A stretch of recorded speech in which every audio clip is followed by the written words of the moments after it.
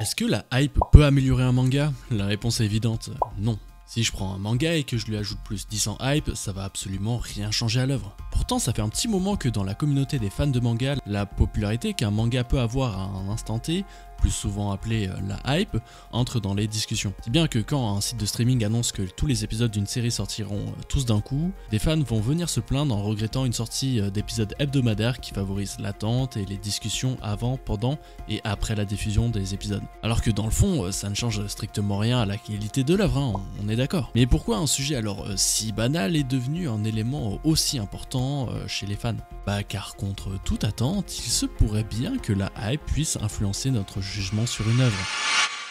Mais avant de commencer, il serait intéressant de clarifier le concept de hype. On parle de hype dans l'univers du manga quand il y a un certain engouement positif de la part du public sur une œuvre à un instant T. Après, à partir de quand on peut juger qu'un manga ou un animé est hype, ça c'est assez difficile à déterminer clairement. Mais par exemple, on peut déterminer que le bruit qu'a fait Dandadan lors de sa sortie en épisode a créé une hype, puisqu'on en a beaucoup parlé sur les réseaux sociaux, il y a beaucoup de contenu qui est sorti autour de ça, et bah, bref, ça fait parler quoi. Mais on peut aussi l'analyser avec l'outil Google Trends.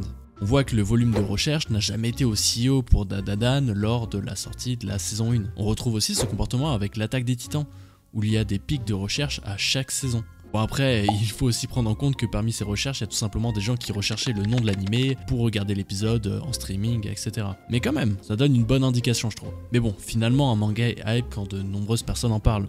Et pas seulement à travers les réseaux, hein, mais ça peut être aussi à la cour de récré, avec vos amis, vos collègues. Puis même si vos darons commencent à parler d'un manga, c'est que vraiment, là on atteint un niveau de hype de ouf là.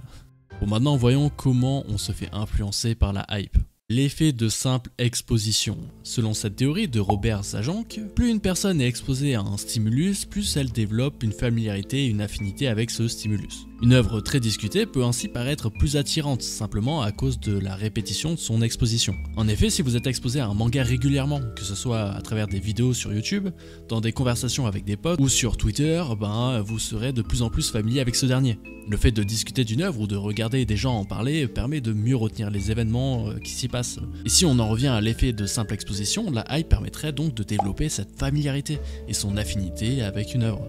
Il y a ensuite l'effet de halo et la preuve sociale. L'effet de halo, lui, est un concept qui suggère que quand les qualités d'une œuvre vont être propagées par de nombreuses personnes, on peut être un peu plus attiré par la découverte de cette dernière. J'imagine que de nombreuses personnes se sont intéressées à des mangas comme Gannibal ou Hirayasumi qui ont bénéficié tous deux d'éloges à répétition sur les réseaux sociaux. Ça expliquerait donc que lorsque des aspects positifs d'une œuvre sont mis en avant, cela peut créer des biais positifs sur l'évaluation globale de l'œuvre. On serait donc influencé à apprécier davantage certains aspects d'un manga simplement parce qu'on serait influencé par l'opinion dominante. Aussi, selon la théorie de la preuve sociale de Robert Cialdini, les individus ont tendance à suivre le comportement des autres, en particulier lorsqu'ils ne sont pas sûrs d'une situation ou d'un jugement. Si une œuvre reçoit beaucoup d'attention ou de louanges, certaines personnes peuvent supposer que c'est parce qu'elle est objectivement bonne, ce qui influence leur perception positivement. Et inversement, si une œuvre reçoit énormément d'avis négatifs, que ce soit sur sa fin, sur son scénario bancal, etc., on pourrait déjà apporter un jugement négatif sur une œuvre sans même l'avoir lue.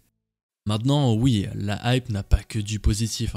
Tout d'abord, ça peut amener de grosses déceptions.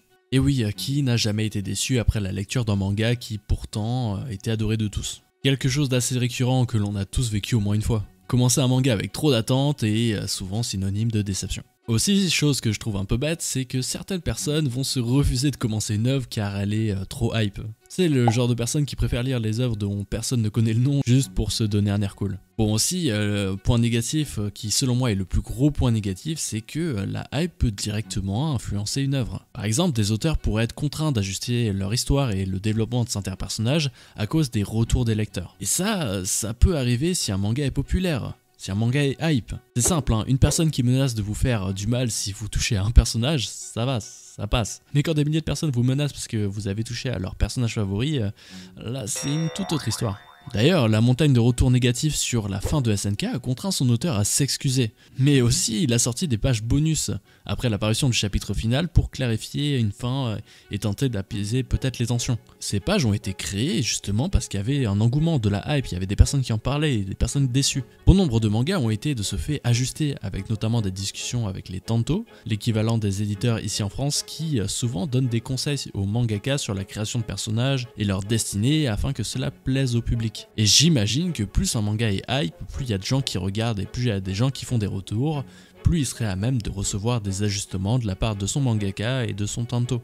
Bon là c'est vraiment de l'hypothèse, mais si SNK n'avait pas connu un succès aussi énorme et que son mangaka avait pu développer son histoire dans son coin, je pense qu'on aurait eu un manga légèrement différent. Donc au final, avec tout ce que l'on vient de voir, oui, la hype peut influencer directement une œuvre. Et elle peut aussi influencer nos perceptions, que l'on en soit conscient ou non d'ailleurs. Et je vous demande d'être honnête en commentaire. Réfléchissez à un moment où votre perception d'un manga a pu être impactée de façon positive ou négative, et partagez-nous votre expérience. Je suis sûr que ça arrive plus régulièrement qu'on le pense. Moi par exemple, ça a été pour le manga Vagabond. C'est vraiment un manga puissant pour la communauté des fans de seinen. Il est cité souvent dans le top 3 des seinen, et moi quand je l'ai commencé j'avais tellement d'attentes que en fait il m'a déçu. Et j'ai eu du mal à reprendre ma lecture. Là je suis bloqué au tome 7, je sais pas si je dois continuer ou pas.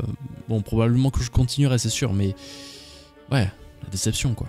Puis finalement je comprends que des personnes aient à cœur que leur manga favori soit hype. Car dans un sens, ce qu'ils souhaitent c'est de partager leur engouement avec la communauté. Et plus il y a de personnes à lire ou à regarder un animé, plus il y a de personnes avec qui échanger sur celui-ci. Kingdom est un bon exemple, au début, avant l'édition de Meian, il y avait une petite communauté qui en parlait sur Twitter, sur les réseaux sociaux, disait que vous n'êtes pas prêt pour Kingdom, c'est un manga extraordinaire, etc. etc. Et puis hop, il y a eu l'édition de Meian qui est arrivée et qui a tout de suite fonctionné, qui a pris, et de plus en plus de personnes sont devenues fans de Kingdom, de plus en plus de personnes ont regardé du contenu autour de Kingdom, et voilà, j'imagine que les fans de la première heure doivent être vraiment contents de voir cet engouement pour leur manga favori. Mais moi qui ai commencé Kingdom avec la sortie française, franchement j'ai kiffé ça, j'ai kiffé qu'il y avait de plus en plus de personnes qui en parlaient, qu'il y avait d'autres créateurs aussi qui mettaient en avant l'œuvre. Voilà, j'avais un engouement général autour de l'œuvre et franchement ça fait plaisir. Par contre, il faut essayer de faire la part des choses, faire en sorte que l'engouement derrière une œuvre influence le moins possible notre jugement. Puis surtout, il faut rester curieux. Ce n'est pas parce que peu de monde parle d'un manga qu'il est forcément bidon, ou qu'il n'a rien à apporter. Space Brothers en est un bon exemple. C'est typiquement le genre de manga qui ne fait pas beaucoup de bruit, ni beaucoup de ventes dans la francophonie, et ce malgré les louanges de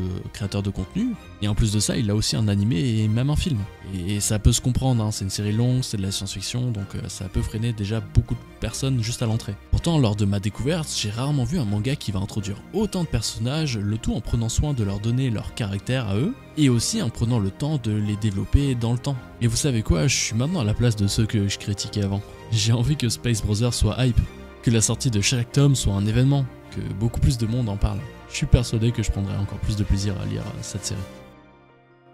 J'espère que cette vidéo vous a plu, voilà, c'était un sujet assez intéressant à traiter, la hype dans les mangas, voilà, c'est quelque chose qui revient vraiment souvent dans la communauté, c'est pour ça que j'avais envie d'en parler, parce qu'au début j'étais assez négatif sur cette perception-là, je pensais que vraiment les gens qui voulaient que quelque chose soit hype avaient tort, mais finalement en creusant le sujet, c'est pas si facile que ça. Aussi, je tiens à te dire que si tu veux commander des cartes One Piece, d'ailleurs c'est vraiment hype, les cartes One Piece en ce moment, il y a la série française qui va sortir bientôt, je t'invite à aller sur Baron Collection, c'est un site partenaire qui soutient la chaîne, donc les liens sont en description. Tu as moins 5% avec le code 1viewer, donc voilà, c'est des prix imbattables, tu peux vraiment très rarement trouver des prix aussi bas si tu utilises mon code sur le site. Il y a des très bonnes séries en ce moment avec des très belles cartes, donc voilà. Sinon, on se retrouve la semaine prochaine comme d'habitude pour une nouvelle vidéo. C'était 1viewer, bye.